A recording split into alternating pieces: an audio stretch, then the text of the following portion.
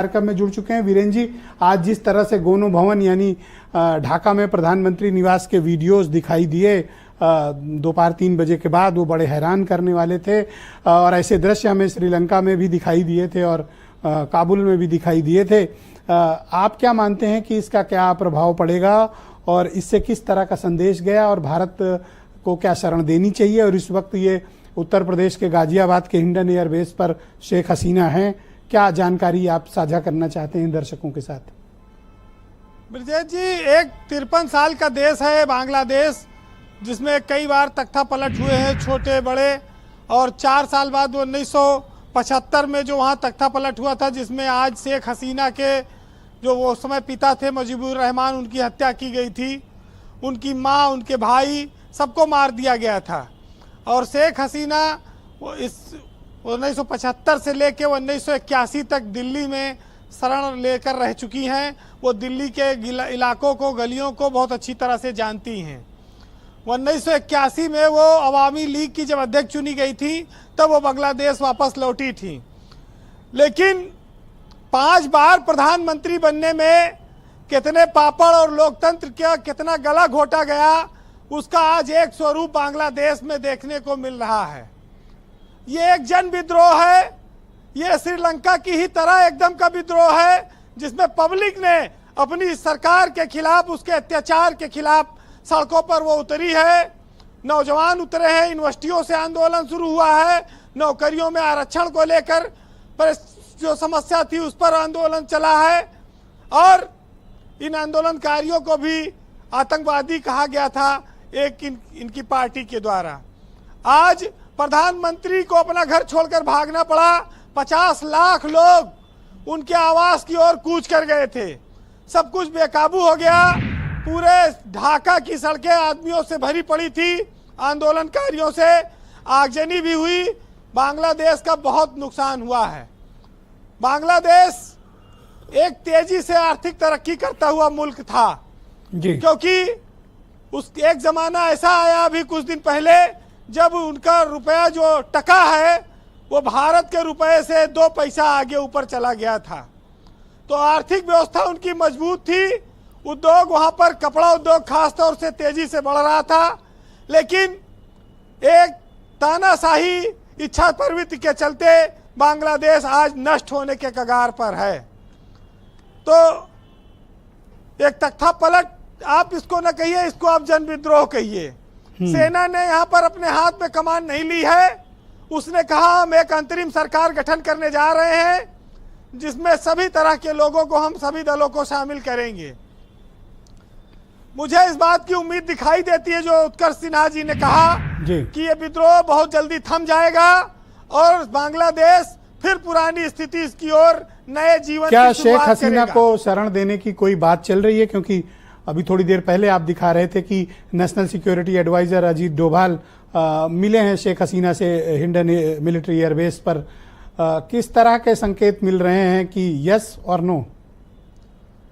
ब्रजेश जी, रिश्ते नाते बदले जा सकते हैं, दोस्त बदले जा सकते हैं, पड़ोसी नहीं बदले जा सकते। शेख हसीना भारत की फेवरेट लीडर मानी जाती है पड़ोसी देश में, बांग्लादेश में। भारत के लिए वो हर काम में हमेशा आती रही हैं और वो लोकप्रिय रही हैं भारत में। तो उनको स्वाभाविक तौर पर भारत की इच्छा से ही वो यहाँ पर इंटर की हैं। सबसे पहले अगरतला में उनका विमान बताया जाता है उतरा था वहाँ पे, फिर वहाँ से एरोप्लेन द्वारा वो इस समय हिंडन एयरबेस पर शाम 5 बजे से हैं। वहाँ पर भारत के बहुत सारे बड़े बड़े राजनयिक लोग गए हैं, उनसे मुलाकात हुई है। अभी वो 1 दिन 2 दिन कितने दिन यहाँ रहेंगी ये उनकी इच्छा पर निर्भर करता है। लेकिन पहले भी वो शरण ले चुकी हैं, तब इंदिरा गांधी ने दिया था उनको। आज नरेंद्र मोदी सरकार में है, प्रधानमंत्री हैं। हालांकि तब तो बहुत बड़ा खूनी विद्रोह हुआ था जब इंदिरा गांधी ने शेख हसीना को शरण दी थी। आज तो एक जन सामान्य का विद्रोह हुआ है और कोई बहुत बड़ा कत्लेआम नहीं हुआ है। एक जनता ने एक सरकार को हटाने के लिए विद्रोह किया है।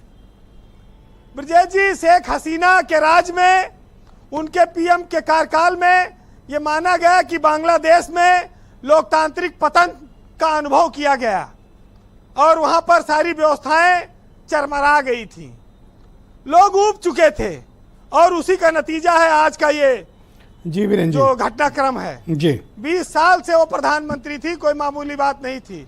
वैसे भारत शेख हसीना को शरण देगा और शरण देने में उसके लिए कोई रोक नहीं है। बांग्लादेश की सरकार ने या बांग्लादेश की वर्तमान व्यवस्था ने इसका कोई विरोध नहीं किया है।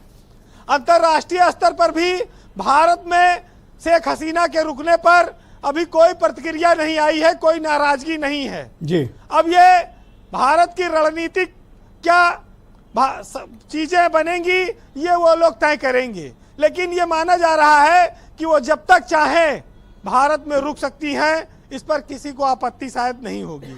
जी जी वीरेन जी, बांग्लादेश की जो हालत है, जो श्रीलंका की हालत थी उसी तरह से है।